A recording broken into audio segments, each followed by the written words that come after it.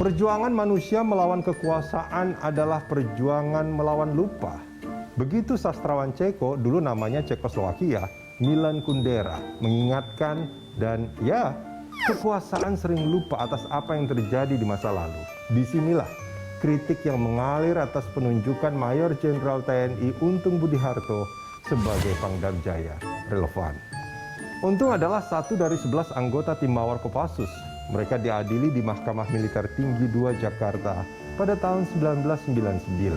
Dalam laporan Tempo, Untung Budi Harto diganjar 20 bulan plus pemecatan sebagai anggota TNI. Tapi naik banding, sehingga tidak jadi diberhentikan. Hanya vonisnya ditambah menjadi 30 bulan.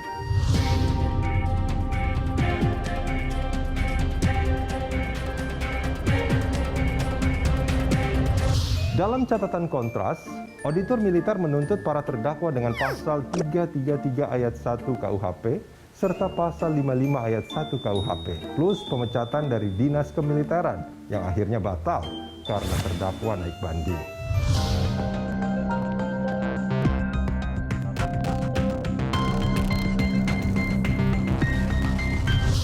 Payan Siahaan, ayah dari Ucok Siahaan, satu di antara 13 korban penculikan aktivis 9798, angkat bicara.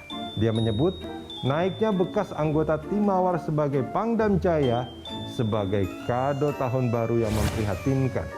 Tentunya itu buat kami keluarga korban bukan sudah semakin diinjak-injak harga diri.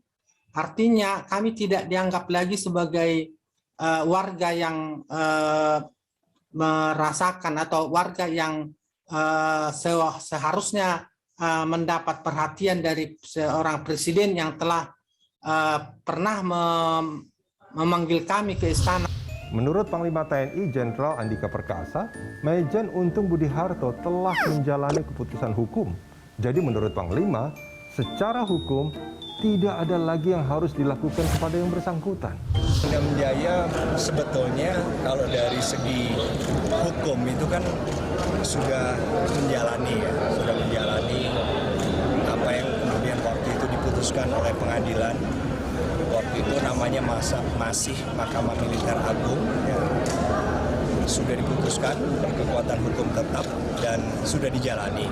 Jadi memang secara hukum tidak ada lagi yang kemudian harus dilakukan oleh mereka-mereka yang pada saat itu mendapatkan hukuman.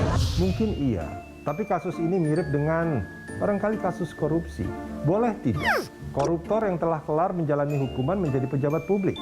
Sekali lagi, pejabat publik, terlebih posisinya strategis. Dalam siaran persnya, Kontras menyebut pengangkatan Majen Untung sebagai bukti tidak adanya penghormatan terhadap proses pengadilan dan putusan hakim terhadap tim Mawar.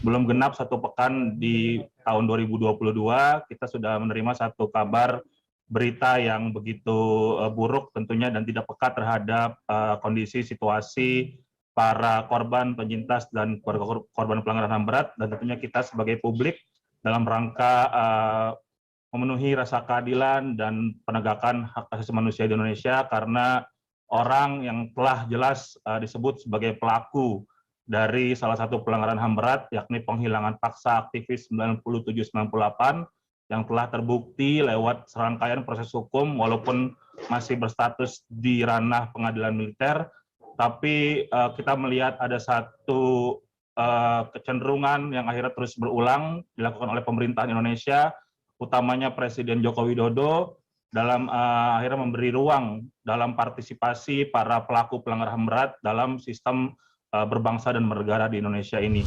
Penempatan posisi-posisi ini terhadap ex-anggota tim Mawar ataupun aktor-aktor pelanggaran HAM berat lainnya, itu hanyalah semata-mata sebagai bentuk balas budi tanpa melihat pentingnya rekam jejak dalam pengisian posisi-posisi tersebut gitu.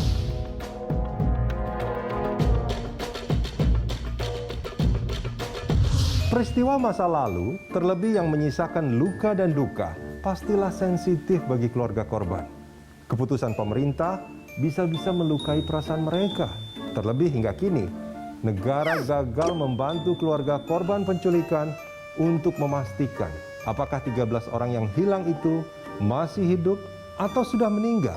Dan kalau meninggal, di mana kuburnya? Satu lagi, dalam nawacitanya, Presiden Joko Widodo berjanji bakal menghormati HAM dan penyelesaian secara berkeadilan kasus-kasus pelanggaran HAM di masa lalu. Satu di antaranya, kasus penghilangan paksa aktivis pada tahun 97-98. Bagi keluarga korban, termasuk para orang tua yang anak-anaknya dihilangkan paksa, duka itu adalah luka yang dalam.